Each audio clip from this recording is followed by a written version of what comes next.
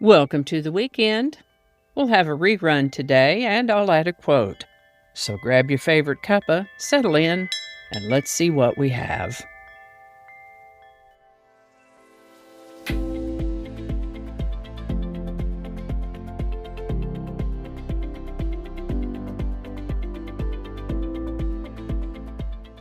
Hi there, and welcome to this day in history for January 18th. January 18th is the 18th day of the year in the Gregorian calendar, with 347 days remaining to the end of the year, 348 in leap years. Today's word is Thespian. Thespian can be an adjective or a noun. As a noun, it means actor or actress, and as an adjective, the word Thespian has to do with matters relating to theatrical drama, matters of stage, screen, and film. You may occasionally see the word Thespian capitalized after its namesake, Thespis. Thespis was a semi-legendary poet from the 6th century BC, about 534 BC, which is about 2,550 to 2,560 years ago. Thespis didn't exactly invent acting on stage, but he is credited with being the first known actor to portray an individual character on stage and with inventing theatrical touring. He visited various cities carrying his costumes, masks, and props in a horse-drawn wagon, and while he was probably not the very first actor, there's good reason to believe that Thespis changed the way stories were told, basically inventing theater as we know it today. This is where we get the word thespian, which has come to be another name for actors and actresses. As I mentioned, Thespis lived in the 530s BC. First known use of the word thespian as an adjective is in 1567 and as a noun in 1827. Thespian. And with that, let's go back to the 1700s when a group of ships known as the First Fleet set out from England. This was a fleet of 11 ships, and they were bringing the first European settlers to Australia. This fleet, under the command of Captain Arthur Phillip, was composed of 2 Royal Navy vessels, 3 store ships, and 6 convict transports, over 1,400 people in all. They would travel 24,000 kilometers, 15,000 miles, and take over 250 days to eventually arrive in Botany Bay, New South Wales, where it was planned that a penal colony would become the first European settlement in Australia.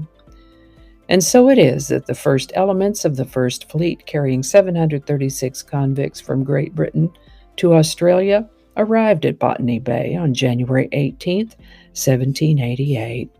Still in Australia, but a grandfather's age later, Wesley College was established in Melbourne, Australia on January 18, 1866. An X-ray generating machine was exhibited for the first time by a man named Henry Louis Smith on January 18, 1896. In July of 1976, the annual Legionnaires Convention took place in Philadelphia.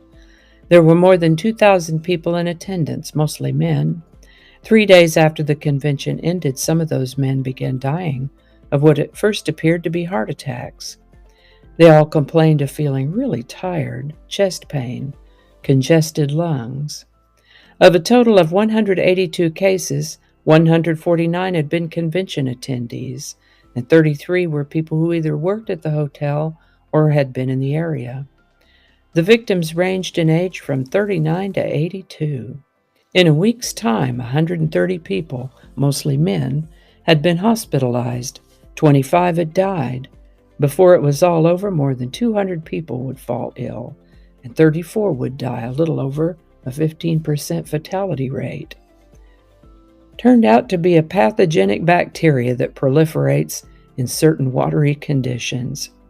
In this case, the bacteria had become established in water associated with the hotel's air conditioning unit on the roof of the building. The contaminated water would vaporize and fall to the ground, where people on the street breathed it in and became infected. It was certainly alarming that so many people were affected, and with that 15+% death rate, medical experts and researchers were hot to find answers. As I mentioned, that convention was in July of 1976, and on January 18, 1977, the causative agent was identified as a previously unknown bacterium, which they named Legionella after the Legionnaires. Since then, dozens of species of Legionella bacteria have been identified. It's nearly always distributed by concentrated water contamination. It was particularly virulent in the Legionnaire's case because the water was made into a vapor form and people breathed it in. David Crosby, born David Van Cortlandt Crosby on August 14, 1941. He got involved in music in his late teens, early 20s, co-founded the Byrds in 1964, Crosby, Stills and Nash in 1968, Neil Young joined Crosby, Stills and Nash in 1969. All three groups, the Byrds, Crosby, Stills and Nash, and Crosby, Stills, Nash and Young, were, are, and forever will be notable for amazing harmonies. Through dozens of albums and even more singles, David Crosby was involved in making music that influenced and shaped a generation. He experienced problems with drugs and alcohol, got into some legal trouble. I believe he did some prison time along the way for one thing or another, underwent a liver transplant, had type 2 diabetes, but he came through, shining on the other side of it all.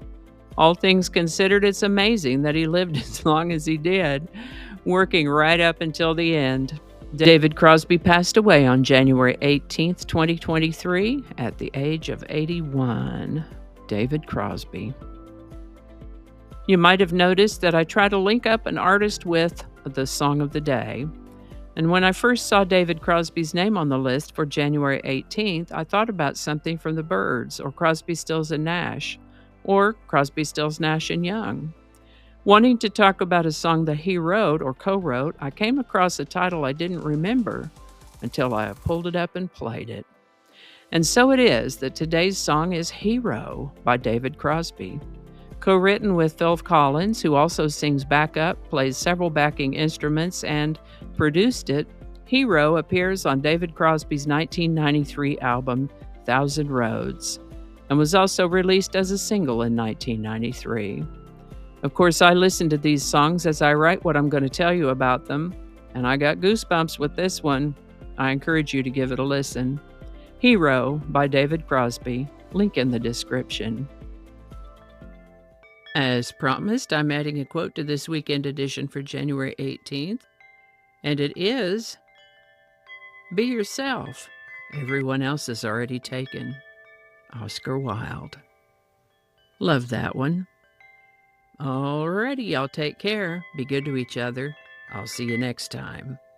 And now we'll jump back to the outro sequence for this episode from 2024. And I think that's going to do it for us today. Thank you so much for watching. Consider subscribing if you haven't already. Feel free to share this video with a link in your email, messaging, or social media.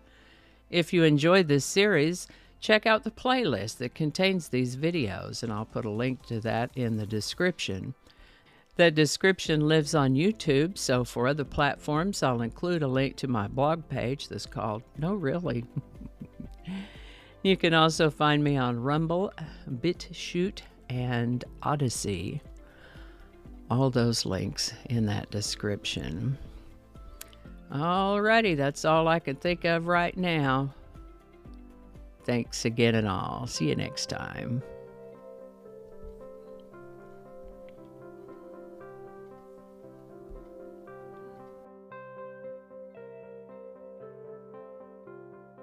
This is the birthday. I didn't get that. Could you try again? I wasn't talking to you. John, are you kidding me? Okay, hold on. We got to make that be quiet. You got to read the black part. Hi there, and welcome to This Day in History for... Oh, where's your microphone? Okay, we don't want to say the same thing twice. Oh, get your microphone. What is it with you and this microphone? Okay, here we go. Okay, we are are still recording. That's great. Okay. How about that?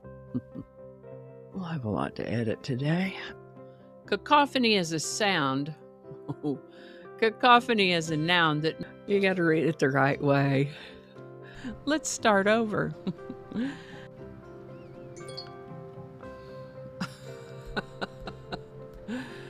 It's 8 o'clock, so all of the reminders are going to be dinging. I forgot to turn those off. Okay, stop it. It's 8 o'clock. Don't alienate people who can be helpful to you.